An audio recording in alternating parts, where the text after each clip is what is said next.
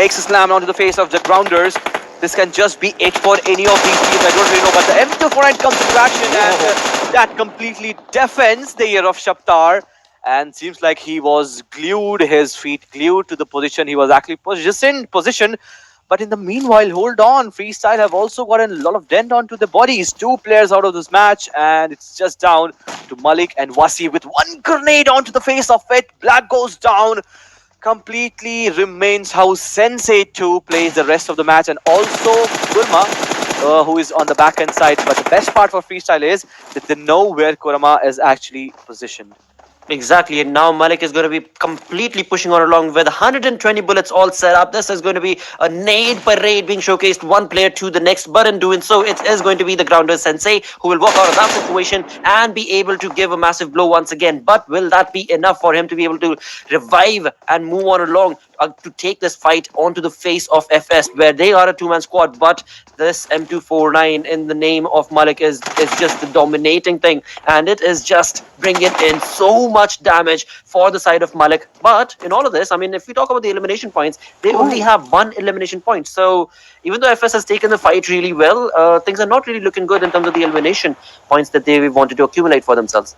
It's just the Malik who has taken the fight really well, as we just talk about it. With that M249 action, it does 2 things. One, that 150 bullet with no reload feature, and second thing, that completely defends. But in meanwhile, Freestyles have given a complete option to the grounders to then again come up with the 3 players, and this is something that can just be the reason for Freestyles' demise. So apart from Malik, no one has been the MVP in this fight. But yes, again, he takes another one down. He has one more potential finish right on his face. But then again, we have certain fights lined up for you with the TFD making a push onto R3G. This can just be it for R3G because we have all and everyone from side of TFD making up into this fight.